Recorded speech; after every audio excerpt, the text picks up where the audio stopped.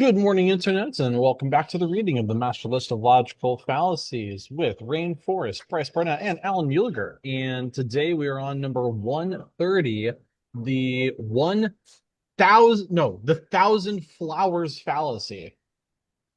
The Thousand Flowers Fallacy. Also, take names and kick butt. I say that all the time. Me too. Sophisticated, modern argumentum ad baculum in which free and open discussion and brainstorming are temporarily allowed and encouraged, even demanded, with an organization or country not primarily in order to hear and consider opposing views, but rather to smoke out, identify, and later punish, fire, or liquidate dissenters and those not following the party line. The name comes from the Thousand Flowers period in Chinese history when communist leader Chairman Mao Zedong applied this policy with deadly effect. Okay, so the I like idea the emphasis on deadly. deadly. So is it basically saying, "Hey, let's brainstorm," and then if someone says something you don't agree with, you're like, "You're fired." Is that kind of like, is that what it's doing? Is like bait and switch? I need to reread this one. So it's argumentum ad baculum that it's just like forcing something upon you. It's argument by force. Yeah, So yeah.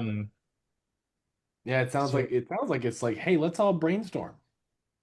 but No, not we're actually. brainstorming But now. not actually, because if you say something that I don't like, I'm Right. gonna tell you about, that I don't like it, Well, basically. well, it says, yeah, it says like it looks like it is a fallacy when the invitation of brainstorming is made in a seemingly harmless way, only to later then use it for nefarious intent. Right, yeah. That's awful. That's awful. Another That's new pretty bad. way of humanity to be like, fuck, that Yeah, that's a bad sucks. one. I wonder why it's thousand. I guess it said why it's called the Thousand Flowers. Um, but yeah, that's bad. I've never done. That's like that's directly manipulative. That's pretty, Yeah. you know. Hey, we should all do brainstorm. Rain, you go first. You know, just like, yeah, are you sure that's not what you were thinking? Did you have Right, yeah, a different like, idea?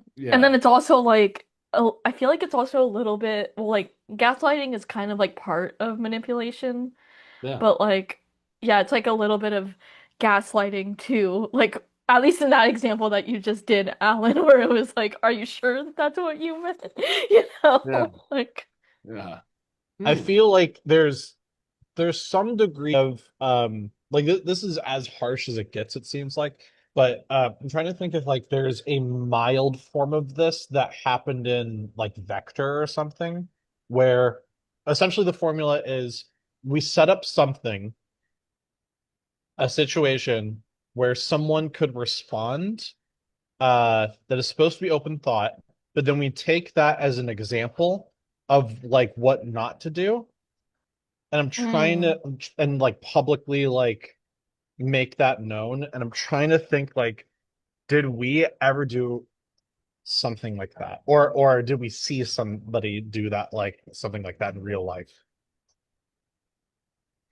Well, I don't. It's interesting. I think it's normal in a public speaking scenario, or in a training scenario to ask people if they have, um, like what they think about a particular idea or like what they think the answer is. Um, and I guess what might be a loose application of this would be if you asked a question knowing full well that people answer A because it's the socially uh, correct answer that most people answer, when really it's actually answer B. And you set up the scenario so that people say A so that you can be like, no, it's actually B and you're wrong, Tim. Like, like that I could see if like that's a loose application, but this seems more it seems like it's more like fishing is what it seems like Yeah. it's describing. It's like, hey, let's brainstorm, and then you're just like, no, let's keep going, and like waiting until somebody says Mhm. something that you don't agree with, and you're like, oh, so that means you're here to destroy the company then. It's like, what? Right. Yeah. Yeah, the fallacy itself is the formula. So whether it's loose or harsh, it's the same fallacy. So like even in the loose scenario, it would be this fallacy, Mm, which I guess in that application, I could potentially see a context where it would be beneficial. yeah. Um, but yeah, the way that this I'm one is described is very harsh. Yeah, I don't understand. So the thing I'm not connecting is I'm not understanding the take names and kick butt because Yeah. it's an inversion of the phrases to kick butt take names. So I don't know why. It's just I don't know. It's like also take names and kick butt. I'm like I don't see how that is the same. It's just that's interesting. What does the other phrase mean to you? Kick butt and take names. Kick butt take names. Yeah. Um, Yeah, I believe it's arrived derived from like military, like when you kill someone, you take their dog tags. So it's like Hmm.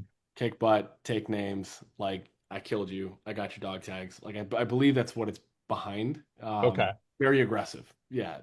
Well, this I Or mean, this is the opposite, where you find the names first and it's extremely targeted. mm, So take names and then oh kick butt. oh yeah, because also the other application is to take names like kick butt, take names. I'm gonna kick some butt, and then I'm gonna take names on who's getting their butt kicked next. Got it. Right. So it's like Yeah. let me make a I'm gonna take the names and then I'm gonna kick their butts. Aha. We now know, and we also know now that Alan has some secret killing fantasies, I guess, inside his system. It went from taking names down to taking their lives And their dog tags. and their dog tags. There's military stuff in the back of Alan's brain that's not been resolved yet. Just kidding. Okay, there's got to be. I feel like this has happened in Vector. Um, so oh man, I'm trying to think of like exactly what it is. Maybe it's something that we did during like training where we would invite people to kind of give like um maybe a story of what their parents said about the job, and then we would make an example of like why that is is dumb or something like that. And typically it would be like a negative take. But we're not encouraging in that situation it would be a plant. You would specifically find somebody who had a specific situation with their parents and you would plant them in that situation by asking them questions in front of everybody. Yeah, And when you bring somebody in. Yeah. yeah, yeah, but this I think is referring to like it wouldn't be making an example of somebody and then saying that's right or an example and be like that's wrong that you plant. It sounds like what's more accurate here is that you're creating um you're almost like looking for the spy in the room by asking everybody, "Hey, let's all just start saying the first thing that comes to our minds." And like, and then somebody says, "Oh, blue." And like, "Blue? Are you a part of the Democratic Party?" It's like that type of a Did thing. did you ever watch Drew Frank's interview? Yeah, all the time we use it Okay. for training. Because there's that part where you like kick somebody out. Do you remember like what that was? Because I feel like that could have been an example of like he specifically said something to wait for a response and then is like this person's gonna talk to you. And that was him kicking them out. Um, yeah, oh, vaguely. Oh my God. And then there was a whole separate recording of like how to kick somebody out. Yeah, And how to take someone out of training. was it training? I thought it was an Yeah. interview. Oh, maybe. I thought it was training. I thought it was training. Well, you wouldn't let someone get no, I don't think he would have done that in training because I've seen the training so many more times and I he didn't do that every single time I saw it Yeah, then maybe it was, you're right. Maybe it was the interview. because Because you want to kick someone out in the interview. Yeah. right? I got for me, I got so good. I got so good at the interview on my own. I didn't need to use his stuff for the interview. Yeah. But I did use him for the training because I was like, I'm not getting good results by myself. So here's Drew. That was my way of doing it back then. Yeah. So I think Drew would ask very specific questions in his interview, and like basically if he didn't like what they said, then he'd be like, "Hey, Jason's gonna go talk to you right now." Oh, interesting. Yeah, I would never. I never did that. Yeah. I'm trying to think if I ever did that. Uh, Um, I was honestly like we did some like there were some things that we did in Vector that obviously weren't great, but by and large, like I had a pretty pure heart about it. So there were some practices that I agree. I no agree. matter how much they had us like do certain things, like I would just refuse at some points. I was like, yeah, I'm not doing that. I'm gonna do this instead. What about like PR name collection? If somebody did somebody ever say some shit about uh not wanting to give out the Yeah, names and numbers of their friends and family? yeah, but we would try to avoid that. So like Right. we weren't asking for people. Like it was usually during the PR name collection that we were trying to get everybody to be obedient and shut up. Not like Which is not a different fallacy, yeah, but different experience. We weren't encouraging people to share their thoughts during PR name that is collection. We true. were like, stop thinking, just do what we ask you to do. Yeah, oh my God. So bad. So bad. I feel I I feel most guilty about that, I think. Yeah, well, yeah, I think for me, honestly, I think one of my the saving graces for me is that I left relatively soon after becoming a DM. Like in the summertime, I think for me, like the momentum is so high in the summer that and it's yeah, the momentum was so high in the summer that PR name collection to me, it seemed so chill because we were getting so many leads that way. It was like I wasn't feeling scarce. I wasn't feeling like I had to hunt people down. But I could see how like in the fall and in the winter, I could see how in the spring, I could see how that would feel really predatory because you'd have to like your business lived and died based off of that section of the training. And so in a time where you're not making any money, I could see where like you're feeling like you really have to force that section very strategically, otherwise your business dies. So that I could see that, but thankfully I left before the fall, so I never had to deal with a vector That's fall. crazy to me that you never dealt with that because that's what like being a DM is like all about. Oh yeah, Um, no, oh my no, God, no. it I got sucks. on that level, like I got exposed to some really uh because I had performed so well so quickly out of nowhere. I was getting in the rooms with the top people in the company and I started having conversations with these people. And for me, I was able to, because I was kind of innocent and I wasn't doing that much business, I was able to stay away from the higher level conversations until that year. And then all of a sudden, I started getting in the rooms and getting in private phone calls with some of these people who were leading the company. And then I was like, oh, wait, your motives are awful. No, I'm not doing this. I leave. I quit. But up until that point, I had kind of rainbow glasses on, and I was like, "Oh, everyone's doing this for a good reason because I'm doing it Yeah. for a good reason, so they must be doing it for a good reason." And then it just wasn't the case when I got into it, and I refused to endorse a company that had leadership like Vector had at that time. I remember going to what's the trip where all the DMs go? Uh, It was in uh, Hollywood. yeah, it's SLC? SLC. Yeah. Yeah. I remember going to SLC the year we became a DM. It was 2018, and I just moved to Hollywood then. And I remember sitting down with someone very high up in the tech development area. Yeah. And uh I think I know who you're talking about. oh really? Okay. And I was asking them like what's new that's coming, and they said, well, we're developing an app so that customers and also like representatives can just submit all their contacts in the like purchasing process. Like they would obviously have to say yes to it. Um, and then it would make their phone automatically send a text to all of their customer referrals so that like they don't have to do it one by one. They would just automatically do it. And like that's pretty nuts. And they're like, yeah, because the system that we have right now is unsustainable. And I'm like, it's unsustainable. And he's like, yeah, like asking representatives to get referrals at the end of each demo, that's not possible for to keep sustainable. And my whole mindset was like, of course it is. Um, Yeah, yeah, uh, because I could do it.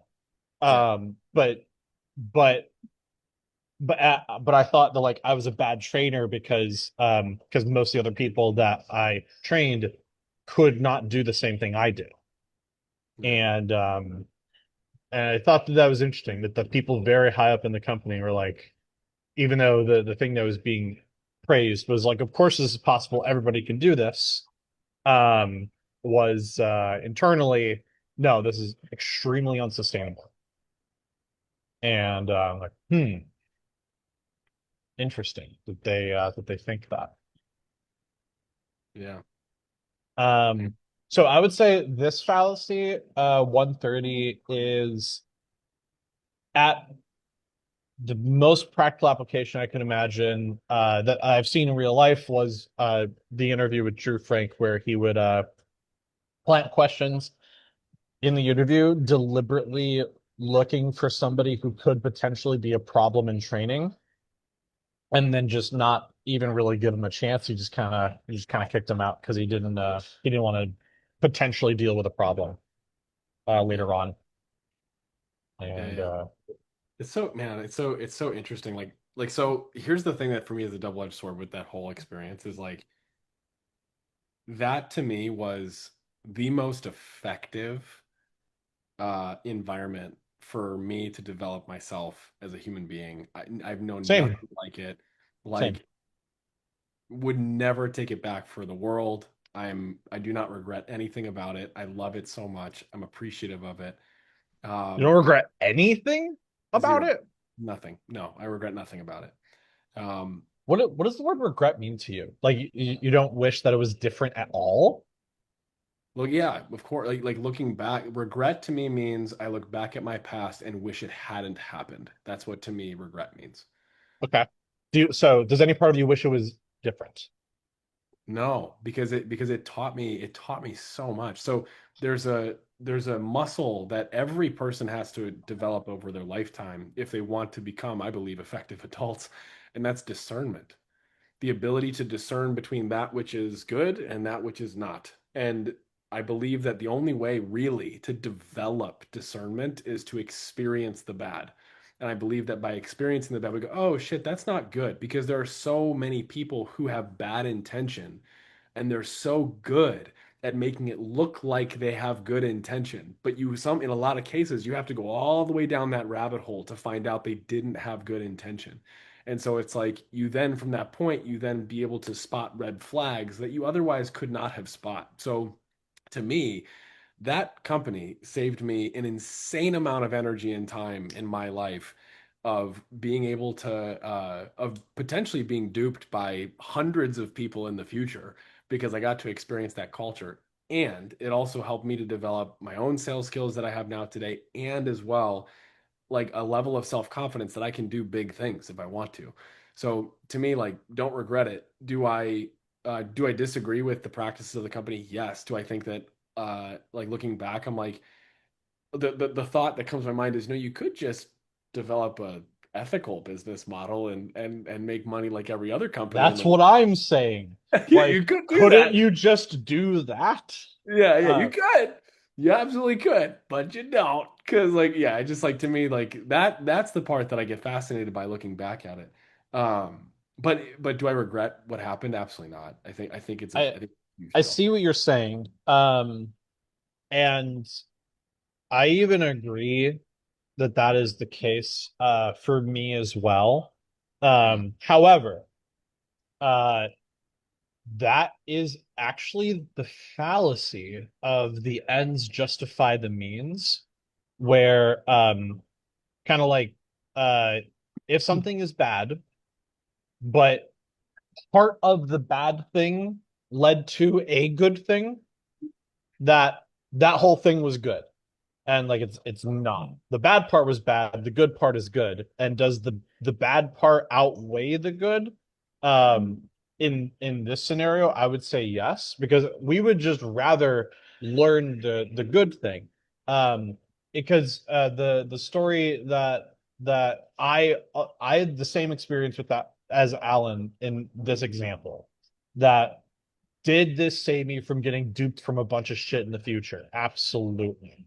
Oh yeah. Um, However, what if I was just taught how to catch that kind of shit in school or something like that? Something that wasn't deliberately manipulative. Like I still could have, in a different scenario, gotten that good without having to experience the bad. You didn't have to experience the bad. It's just that, look, if you experience the bad, you can't rewind time. And so the Yeah. best thing you can do is get good from that, right? And so for a lot of people that have experienced trauma, the best thing you can do mentally, in my opinion, is like learn how to make that a positive and move forward of like this happened to me and that made me stronger. And like, yeah, I could see that. And I even agree that's how you should act upon it. Um, but then uh but if you're encouraging that, then that's the fallacy of the ends justify the means. That you should deliberately put yourself in shitty situations to get the Yeah. No. adversity to yeah, okay. So I know that's Uh, not what you're saying. But like no. but that is a Because foul. Okay, okay. Yeah.